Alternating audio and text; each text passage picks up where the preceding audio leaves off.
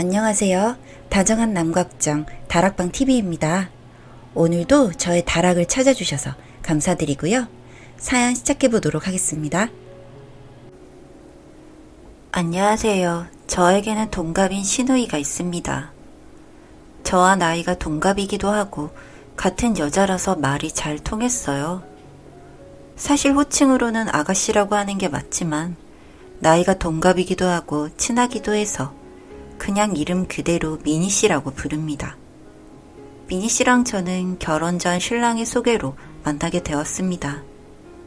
곰 같은 신랑과는 달리 처음 신랑의 동생이라고 소개받았던 시누이는 큰 눈에 오똑한 코까지 화려하게 생긴 이미지였어요.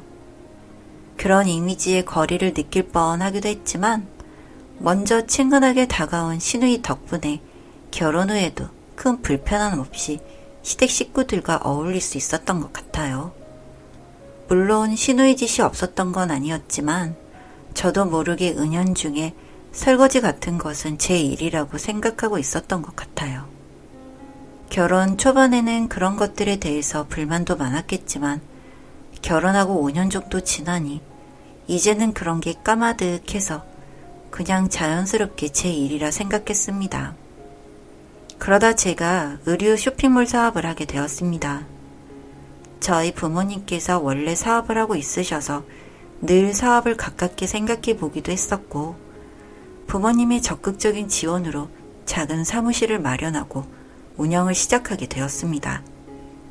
이 일을 하게 되면서 홍보를 위해서 계정도 따로 만들었고 제 계정도 새로 운영을 하면서 인지도를 올리게 되었어요. 흔히들 말하는 광고를 쓰기도 했고 제가 여기저기 인사를 남기며 영역을 높여갔습니다. 시누이도 그런 저희 쇼핑몰을 홍보도 열심히 해주었고요. 여러 사람의 응원 덕분인지 사업은 조금씩 인기를 끌기 시작했습니다. 저는 어찌 보면 개국 공신과 같은 지인들과 시누이에게 명절이 되어 작게나마 명품을 선물할 수 있을 정도로 벌이가 괜찮아졌어요. 그리고 얼마 뒤부터 문제가 생기기 시작했는데 시누이가 자꾸 저를 하대하기 시작했습니다. 분명 친구처럼 잘 지내던 사이였는데 하루아침에 제 연락에 답장이 없는 건 물론이고 제가 시댁에 가게 되어도 당연하다는 듯이 일을 시켰어요. 원래 그전에는 그냥 다른 집 며느리들 정도의 대우를 받고 있었는데 갑자기 드라마 속 시누이처럼 시누이 짓을 하더라고요. 미니씨, 혹시 나한테 뭐 화난 거 있어요? 아니요. 그리고 미니씨라는 호칭 좀 불편하네요. 아니 화난 거 있잖아. 무슨 일 있어요? 진짜 눈치 더럽게 없네. 됐고 그냥 존대하면서 지내자고요. 짜증나니까. 그렇게 말하며 획 집을 나가버렸어요. 저는 갑자기 변한 시누이의 태도에 어안이 벙벙했습니다. 제가 뭔가 잘못한 게 있는 줄 알고 신랑에게 물어봐도 이유를 모르겠다고 하더라고요. 그래서 저도 어쩔 수 없이 그렇게 불편하게 2달이라는 시간을 지나왔습니다. 그러다가 2달 뒤 갑자기 시누이가 쇼핑몰 일을 배우고 싶다고 하더라고요.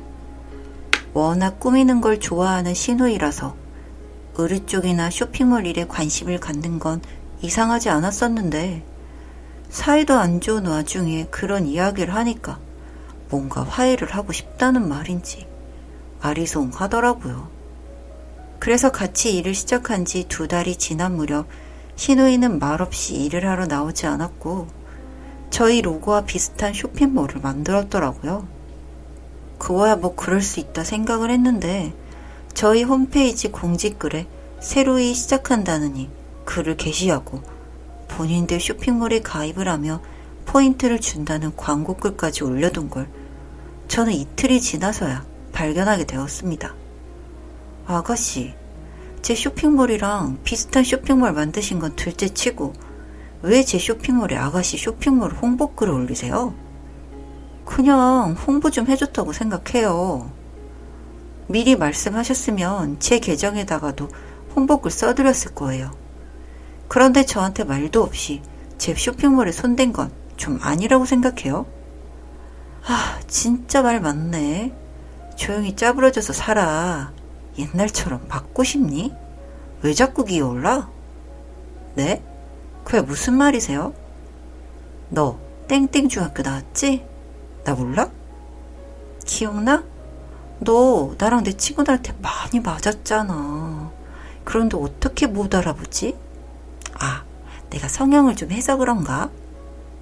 어릴 때 일 갖고 지금 이러는 거야? 네가 가해자면서 나한테 왜 이렇게 당당한 건데? 아니, 너 뭐 기도 안 차잖아. 너 같은 게 내 새언니라는 게 쪽팔려서 그렇지. 앞으로 나한테 아는 척 하지 마.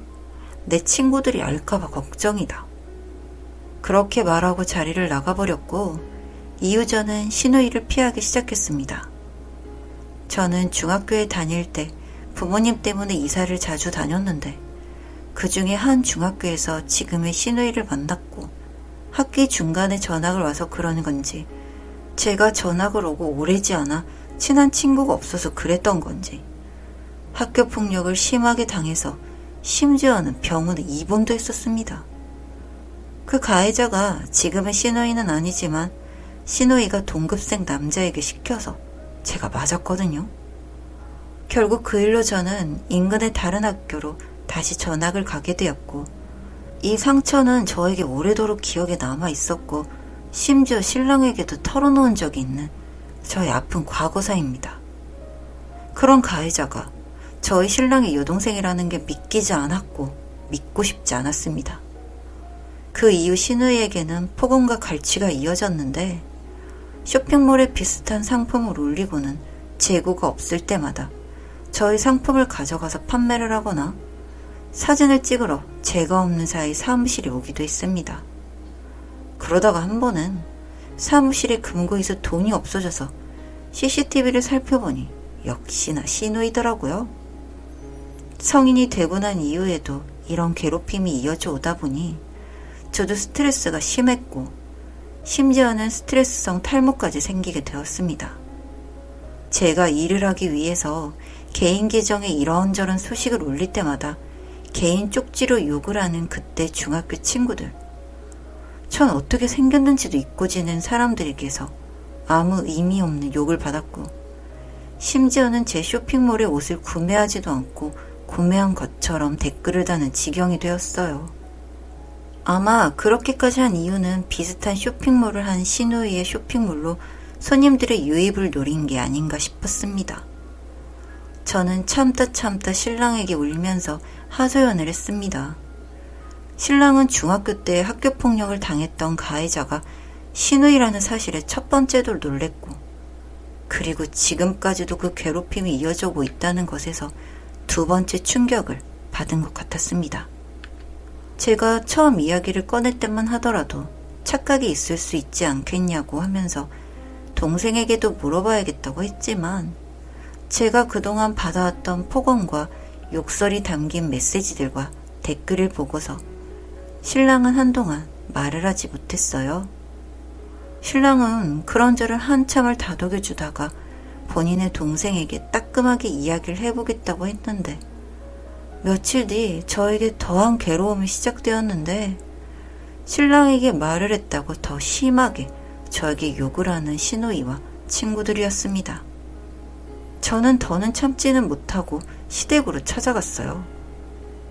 어머님, 아버님, 저 드릴 말씀 있습니다. 제가 중학교 시절 학교폭력 가해자가 아가씨이고, 이 일을 발단으로 최근 저희 회사의 아이템과 심지어는 절도까지 했어요. 그럼에도 계속되는 아가씨와 그 친구들의 폭언과 욕설에 저는 이 집의 연을 끊고 지내야 할 것 같아요. 아니, 아가, 그게 무슨 말이니?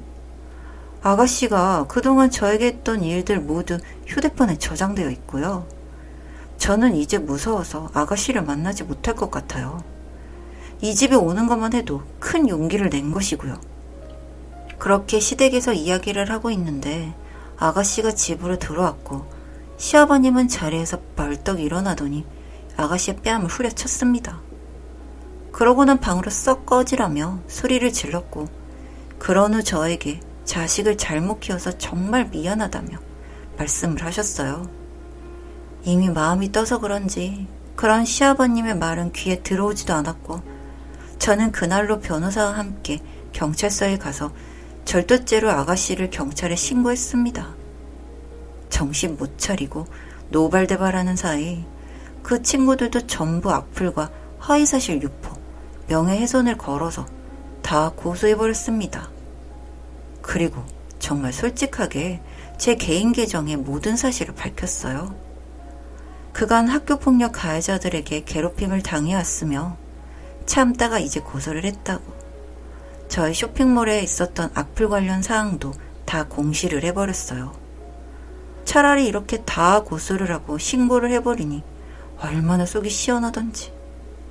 웃기게도 저는 그동안 괴롭힘 당했던 걸 다 까발리고 나니 탈모도 자연적으로 치료가 되었고 하루가 멀다 하고 미안하다고 사과를 하는 신우이를 보니 통쾌하기도 했고 결국 이렇게 돼야지 미안하다는 말을 하는구나 하는 생각에 씁쓸하기도 했습니다.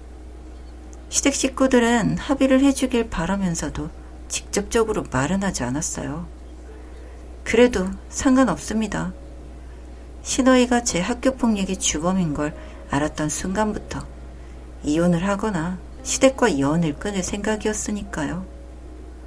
신랑은 계속 저에게 사죄하는 마음으로 살겠다고 했습니다.